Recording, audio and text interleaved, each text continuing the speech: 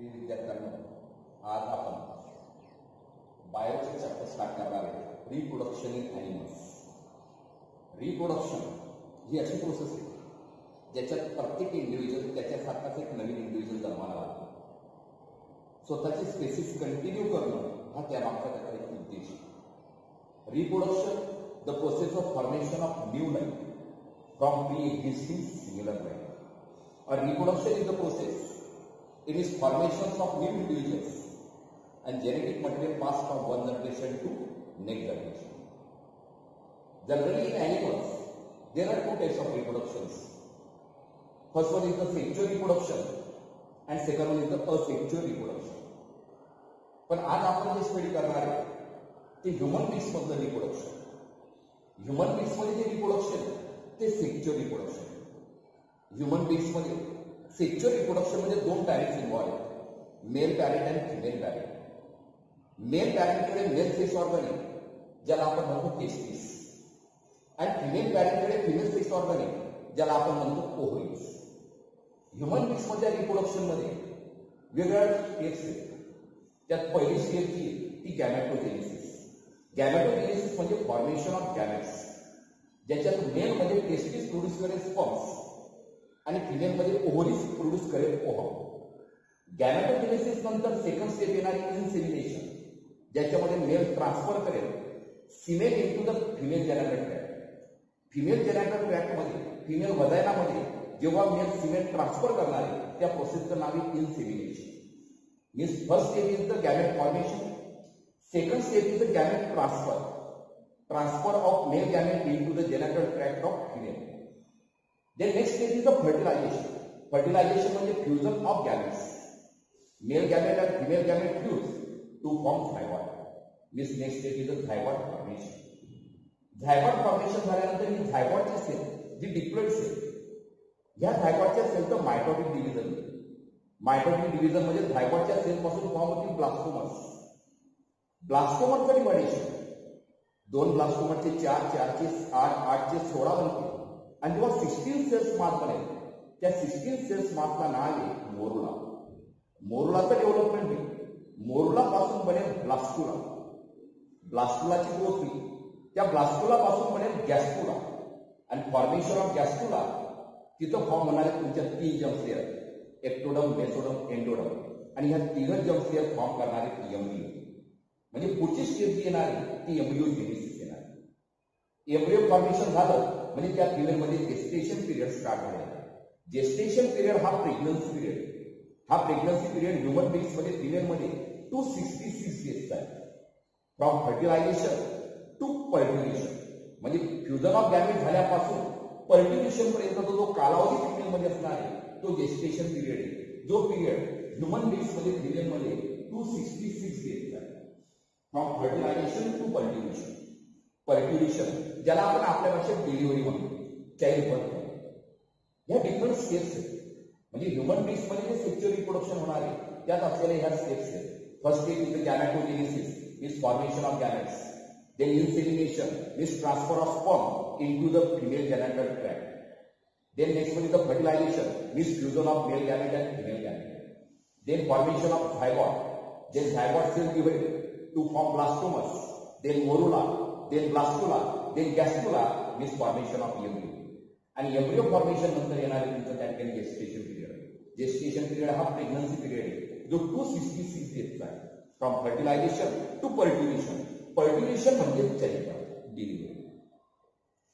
Human beings मध्ये जे reproduction आपण बघतोय, ह्या ह्युमन रिप्रोडक्शन मध्ये आज आपण स्टडी करणार आहे human male reproductive system. Human beings मध्ये जी मेल रिप्रोडक्टिव्ह सिस्टीम, या मेल रिप्रोडक्टिव्ह सिस्टीम मध्ये पेअर ऑफ टेस्टिस, ज्यांचं काम आहे production of sperm, pair of epididymis, pair of vasa deferentia, pair of ejaculatory term, 1 urethra आणि 1 पेनिस. हे essential organs आहेत. इंटरनल जेनेटॅलिया आपण यांना म्हणू शकतो. इंटरनल जेनेटॅलिया कोण कोण आहे तर ह्युमन बीइंग्स मध्ये मेल रिप्रोडक्टिव्ह सिस्टीम मध्ये pair of testis, pair of epididymis, pair of vas deferens, pair of ejaculatory term one urethra, हे सगळे इंटरनल जेनेट आहे. याच्या व्यतिरिक्त मेल रिप्रोडक्टिव्ह सिस्टीम मध्ये सपोर्टिंगला काही ऍक्सेसरी ग्लॅन्ड्स पण आहेत. ऍक्सेसरी ग्लॅन्ड्स मध्ये pair of seminal vesicles, pair of Cowper's glands आणि वन पोस्टेड ग्लॅन्ड. ह्या ऍक्सेसरी रिप्रोडक्टिव्ह ग्लॅन्ड्स यामध्ये आहेत. Pair of seminal vesicles, pair of Cowper glands and one posted gland. These are accessory reproductive glands. Their main part, pair of testes, pair of epidermis, pair of vasa urinaceum, pair of ejaculatory and one urethra. And urethra is surrounded by secondary sex organ, pairs. आज आपण या ठिकाणी आता study करणार आहे testis. Human beings मध्ये testis जे आहेत त्या पेअर मध्ये. Testes are in pair. Testes, also called spermaris, also called organs. Testes are primary sex organ or essential male reproductive organ.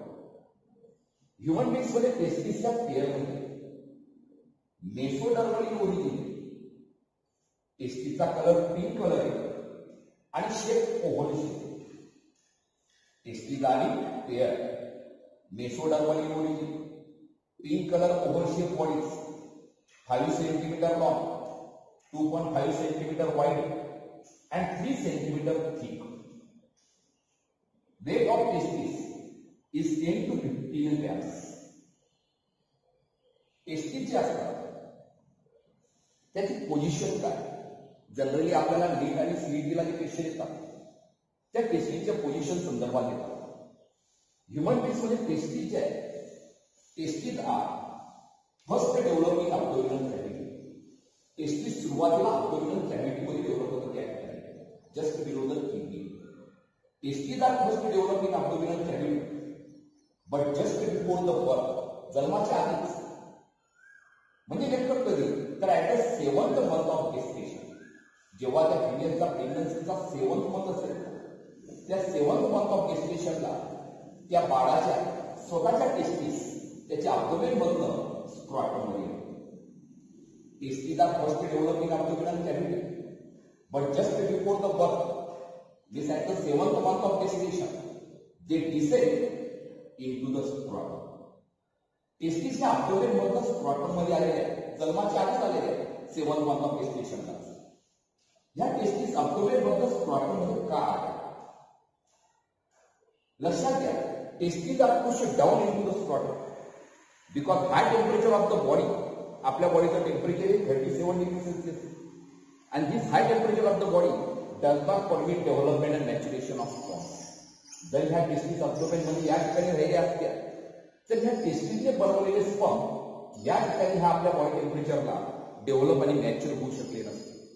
म्हणून मुद्दाम या ठिकाणी या टेस्टिसला अब्डोमेन मधून स्क्रॉटम मध्ये पुश करून दिले, सोडून दिले.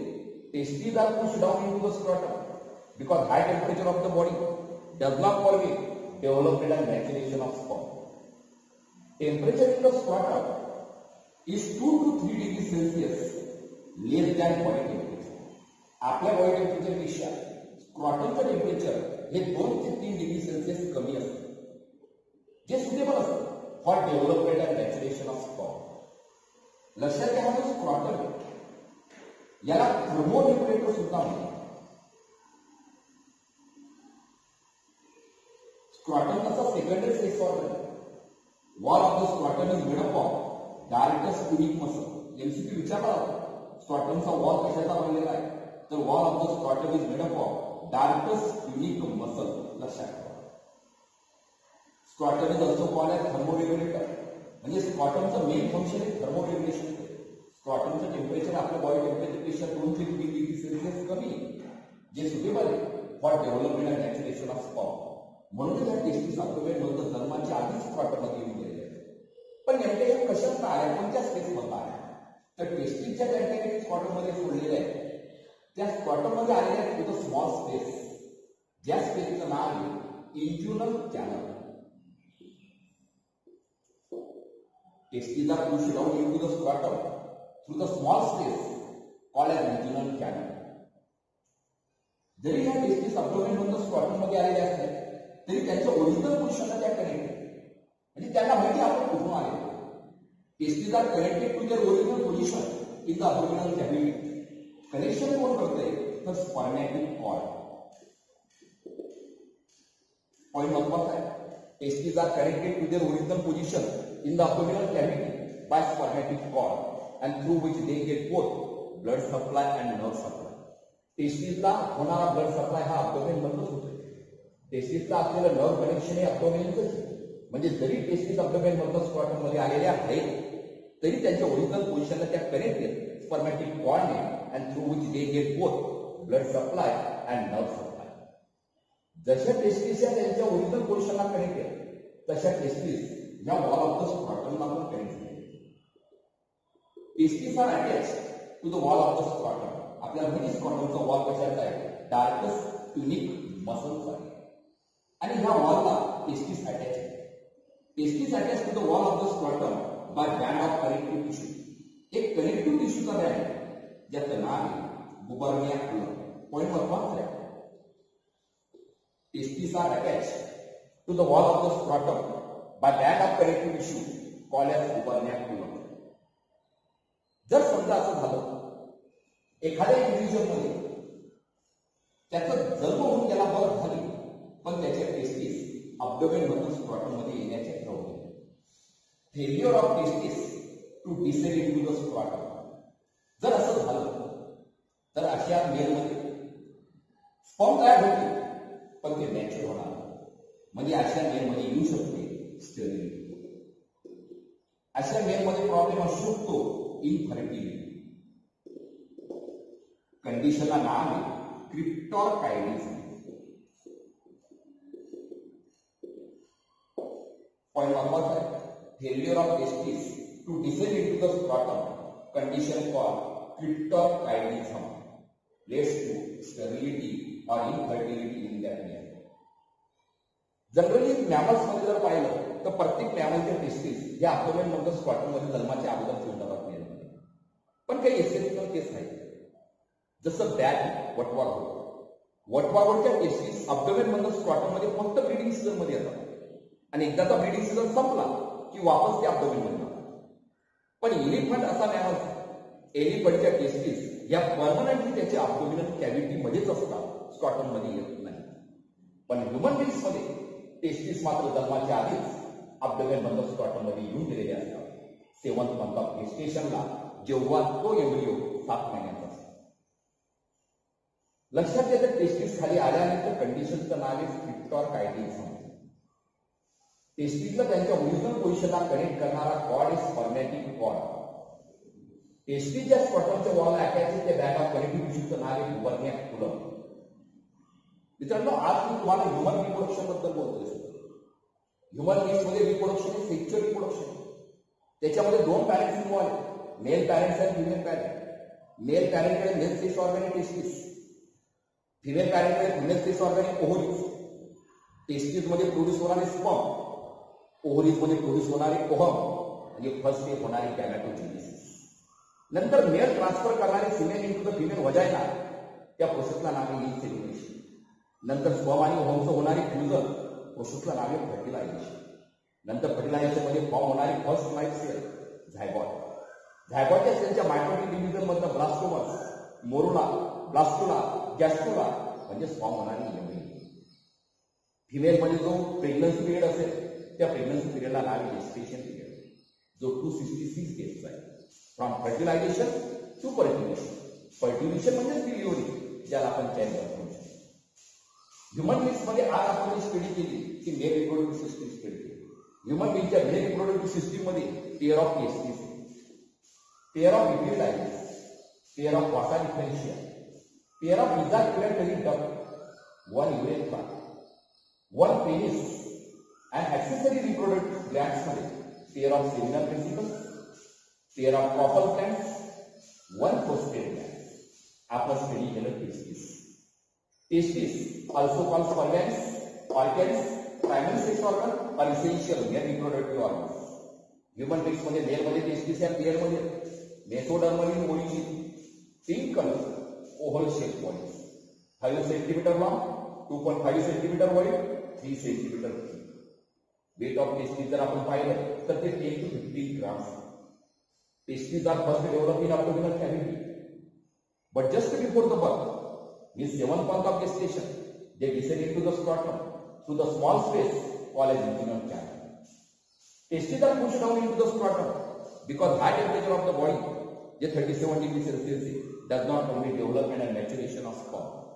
Temperature in the scrotum is 2 to 3 degrees Celsius less than body temperature, which is suitable for development and maturation of sperm.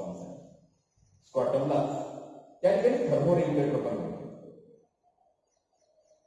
जर समजा एखाद्या मेलमध्ये इंडिव्हिज्युअल्समध्ये टेस्टिस अब्डोमेन मधून स्कॉटम मध्ये आल्या नाही तर कंडिशनचं नाव लक्षात ठेवा, क्रिप्टॉरकायटिस.